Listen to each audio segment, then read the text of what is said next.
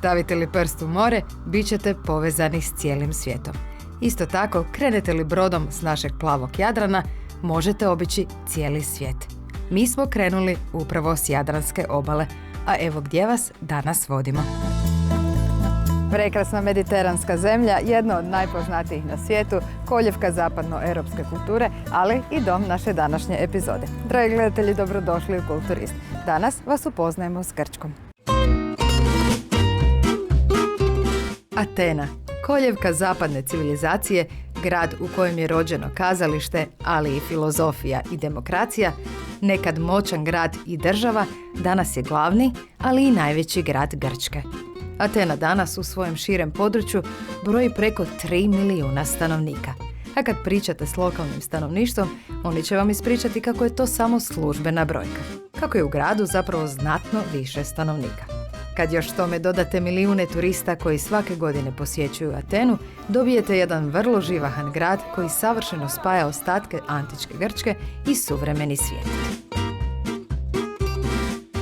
Smještena u srcu Mediterana, Atena je grad u kojem je gradski život krenuo u 4. i 5. stoljeću prije Krista, što Atenu čini jednim od najstarijih gradova na svijetu. Turisti koji istražuju grad, osim poznatih turističkih lokacija, obožavat će i mjesta na kojima se najviše okupljaju stanovnici Atene. Upravo na njima najbrže ćete se upoznati sa zarazno pozitivnom energijom Grka i njihovom dobrodošlicom za sve turiste. Nezaobilazno mjesto je velika gradska tržnica koja je prekrasna uvertira u bogatu gastro priču grada kao i cijele zemlje. Osim bogate ponude voća, povrća i ribe, prvo što je lako primijetiti su iznenađujuće niske cijene za jednu europsku metropolu i jedan od najpoznatijih gradova na svijetu. Primjerice, kilogram rajčice ili limuna manje je od 1 eura. Krenete li Atenu istraživati motociklom ili bilo kojim drugim prijevoznim sredstvom, iznenadit će vas koliko dobro funkcionira promet u tako velikom gradu s tolikim brojem stanovnika. Nisam sigurna je li do ljetnog razdoblja u kojem sam ja vozila motor po Ateni, ali ni u jednom trenu u gradu nije nastao neki zastoj tipičan za toliko velike gradove. A tome svakako pridonosi činjenica da u Ateni postoje gotovo sve verzije javnog prometa. Od podzemne željeznice do tramvaja, autobusa, gradske željeznice, trolejbuseva i famoznih žutih taksija. A posebno će vam se svidjeti i činjenica da su gotovo sve najpoznatije turističke lokacije na pješačkoj udaljenosti, pa je istraživanje grada pješke isto tako užitak.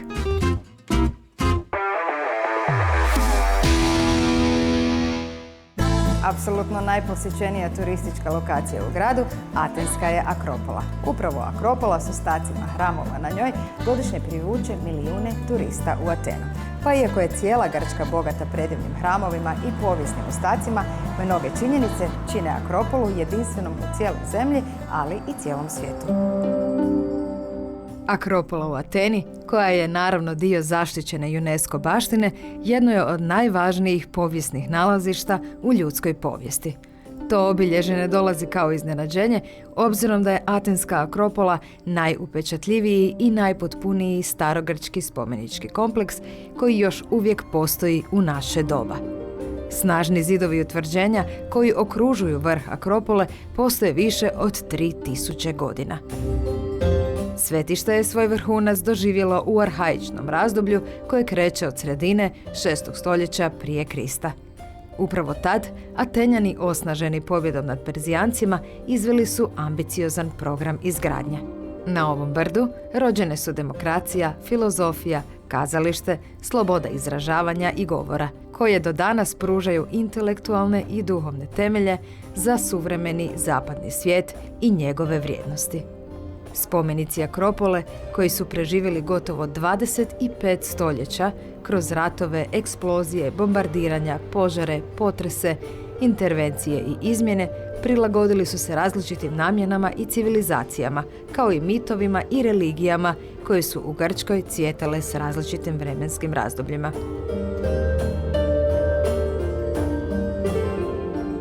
Akropola je inače univerzalan naziv za utvrde smještene na najvišem dijelu grčkih gradova.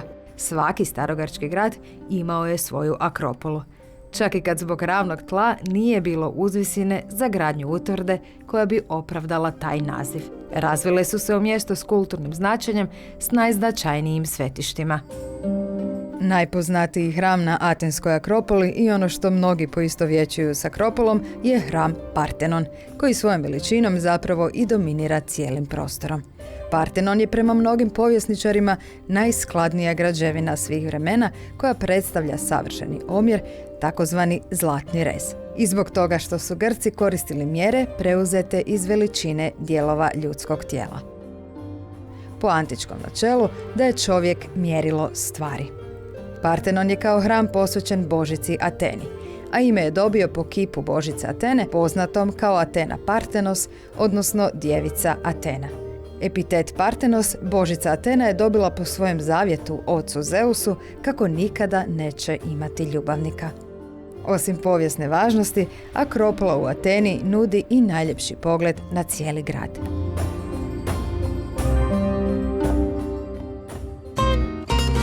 Osim posjećivanja Akropole, u gradu se ne propušta ni posjet mnogobrojnim parkovima, kao ni šetnja od stare zgrade parlamenta do zgrade sveučilišta, arheološkog muzeja i mnogih važnih lokacija koje su sve na pješačkoj udaljenosti.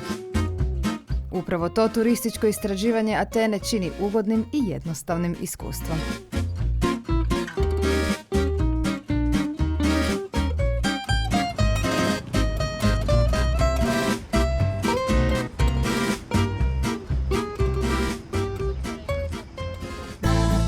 Kad ste turist u Ateni, put će vas zasigurno odvesti u Plaku, najpoznatiji turistički kvart.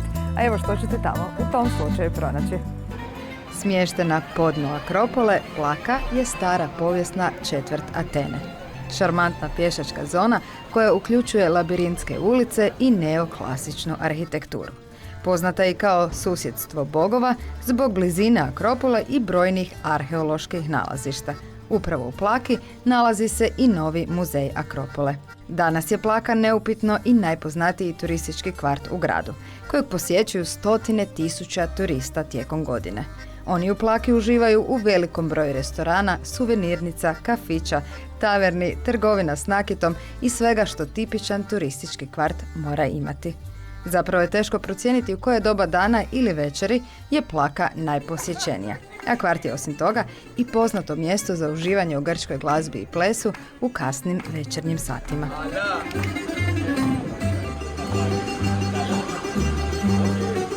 Ples je za Grke sastavni dio života i jedan od najvažnijih kulturnih obilježja.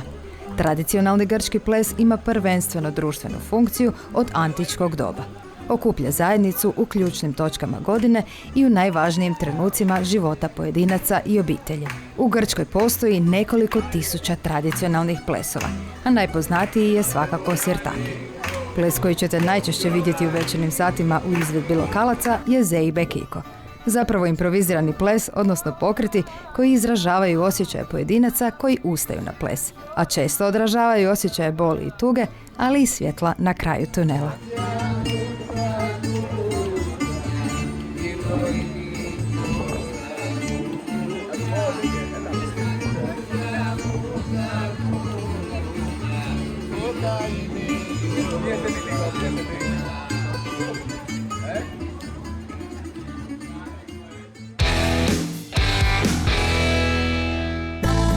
Od bogate grčke gastroponude bilo je teško izabrati koja ćemo vam sve jela i njihovu pripremu predstaviti.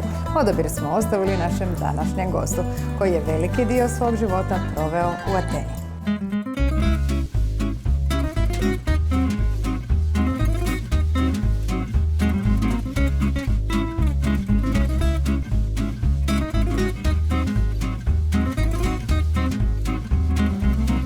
Ja sam nabavila sve što si mi rekao da ti treba za danas i sve je tako šareno i puno povrća, baš kao da smo u Grčkoj, naravno neizbježan sir.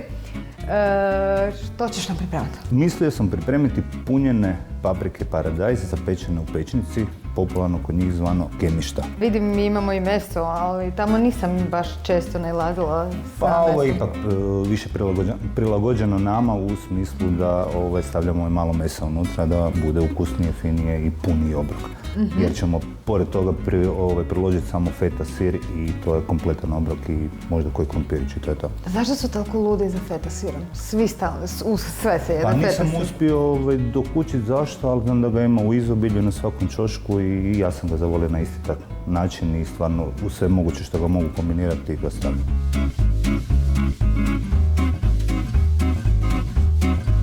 Prvo biramo povrće koje filamo. Tako je, prvo znači prema posudi koju imamo moramo ubaciti da vidimo kako će najbolje izgledati.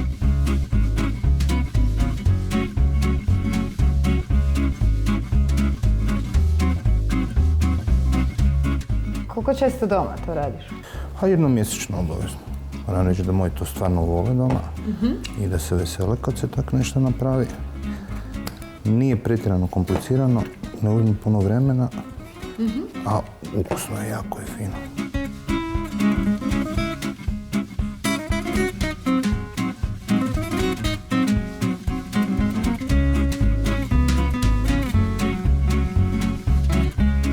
Kako bi ti opisao tipičnog Grka ili Grkinju? Pa Grkinje baš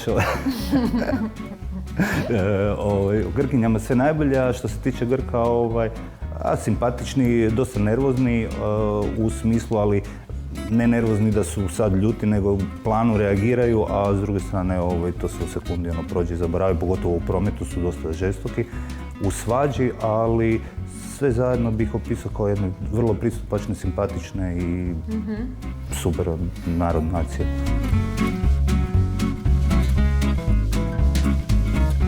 Grci su poprilično onako praznovjerni, to je bilo nekako moje iskustvo.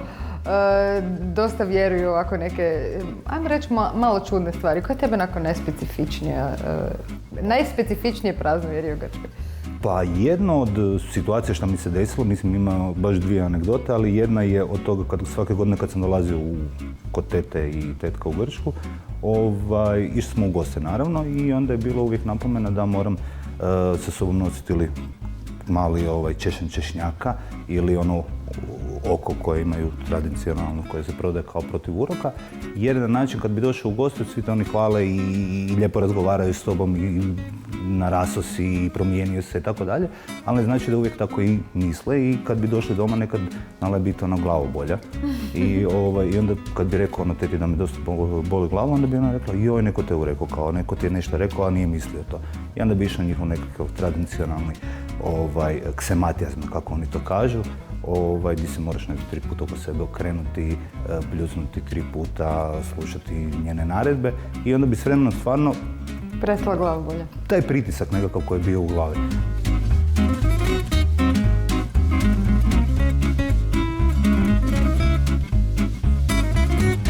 Ovo je najslađi dio. Meni da, jer se bliže kraju, znači.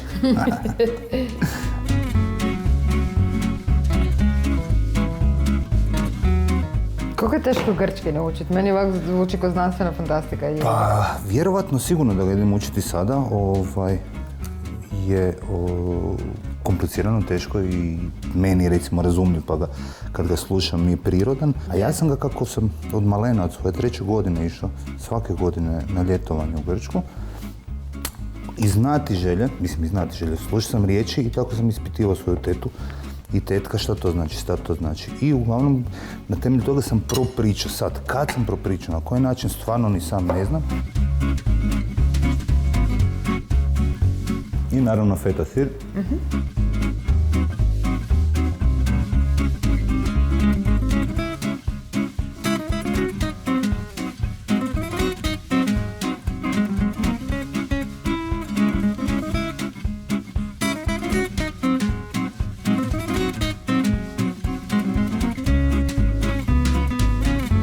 Spremni? Dobar tek. Hvala i tebi.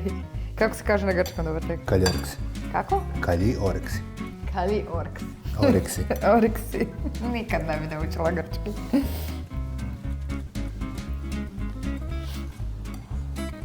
I? Jesi zadovoljna?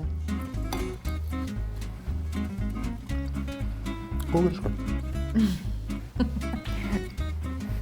Znači ovo ide obavezno uz fetu. Zalogaj. Nadopunjuje se.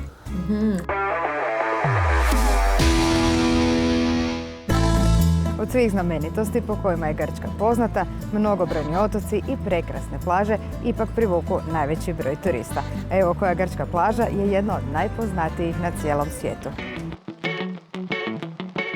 Jedna od najpoznatijih grčkih razglednica koja je puno puta osvojila cijeli svijet, plaža je Navađo na Zakintosu, jednom od jonskih grčkih otoka. Plaža Navađo poznata je i pod imenom plaža brodoloma ili uvala krijumčara.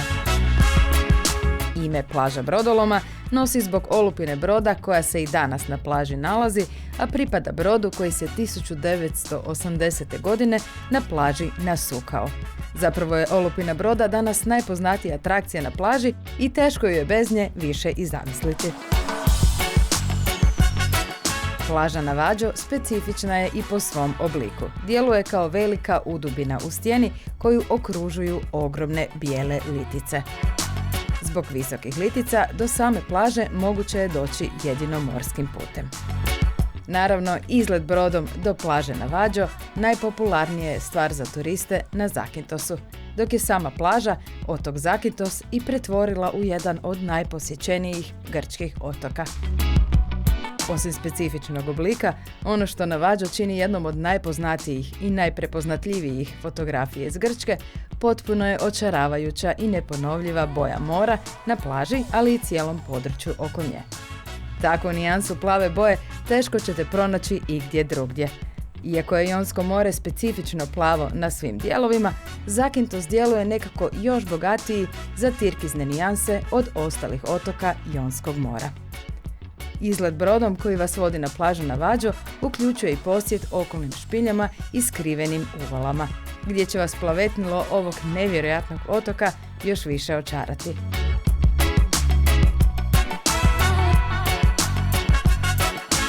Kad boje ove neponovljive plaže uspijete doživjeti uživo, vrlo je lako razumjeti zašto je nekoliko puta na svjetski poznatim turističkim portalima i u magazinima proglašena najljepšom plažom na svijetu.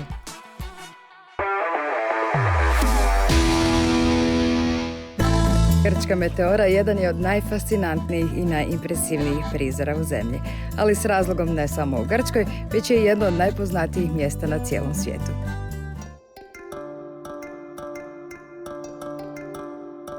Smještena u centralnom dijelu Grčke, slavna grčka meteora mjesto je gdje se susreću mistika, tradicija, religija, potpuno nevjerojatna priroda i još nevjerojatnija arhitektura. Prirodom potpuno očaravajuće mjesto najpoznatije je po manastirima izgrađenim na iznimno visokim liticama. A upravo manastiri smjestili su meteoru na UNESCO popis zaštićene baštine i najviše privlače turiste iz cijelog svijeta, baš kao i veliki broj vjernika. Iako je meteora turistička lokacija, ona je i dalje za monahe i vjernike sveto mjesto. Pravoslavni manastiri izgrađeni na liticama koje strše u zrak preko 500 metara djeluju kao da su potpuno stopljeni s čarobnim stijenama. Osim prirodnim ljepotama koje krase meteoru i cijeli taj dio Grčke, manastiri će vas očarati ljudskom snagom, predanošću, upornošću i svim ostalim što je bilo potrebno da bi nastali na toliko nedostupnim mjestima. Navodno je do 20 godina bilo potrebno kako bi užem i košarama do vrha litica bio dopremljen materijal potreban za izgradnju manastira, dok je priča i izgradnja manastira krenula u 14. stoljeću. A od 24 manastira koja su nekad tu postojala, danas ih je preostalo 6. Prije nego što je mjesto postalo poznata turistička atrakcija, bilo je naravno mjesto mira, spokoja i vjere, pa se monasi i danas trude meteoru održati najbliže svom primarnom značenju, dok turisti, željeli ili ne, moraju poštivati njihova pravila. I uistinu prilikom posjeta poštivat ćete pravila odijevanja i ne stvaranja buke. Ako vam mjesto djeluje jako poznato, iako nikad niste bili, to je možda zato što je bilo dom poznatih serija i filmova, od kojih su najpoznatiji James Bond i mladi Indiana Jones. Osim poznatih i fascinantnih manastira, Visoke i moćne litice također su mjesto obožavanja mnogih zaljubljenika u planinarenje i penjanje zbog takve vrste ponude, a naravno i odlično mjesto za sve zaljubljenike u prirodne ljepote. Ispod manastira i litica smjestio se grad Kalabaka, u kojem će mnogi turisti pronaći smještaj za vrijeme posjeta, baš kao i brojne restorane.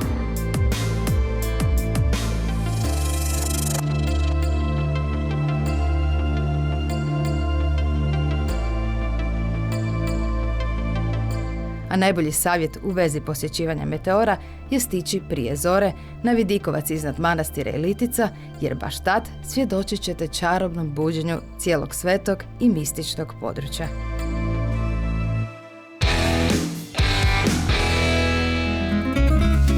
Nakon odličnog, ne znam kako si rekao da se zove glavno jelo? Gemišta. Gemišta.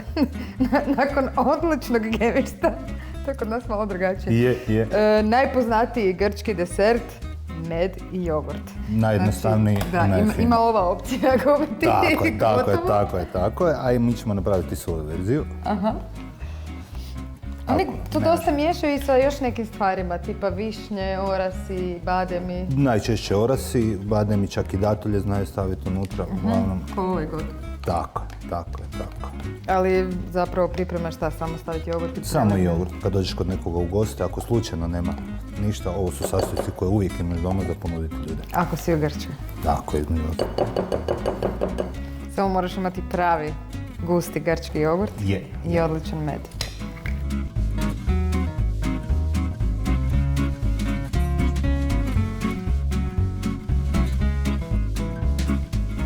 A ti?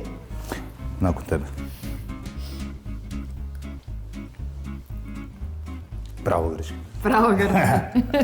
Baš pravo grčki. Sad moramo probati i ovaj koji je gotov. Baš me interesira. Ajde.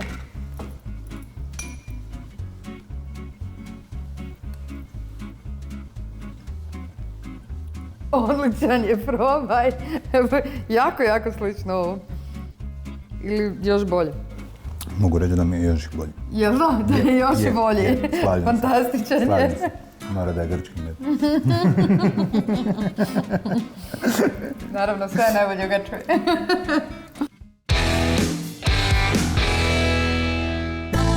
Recept za ukusno jelo koje smo pripremili u današnjoj epizodi pronaći ćete na društvenim mrežama Kulturista. A s novom egzotičnom destinacijom se vidimo već idući vikend.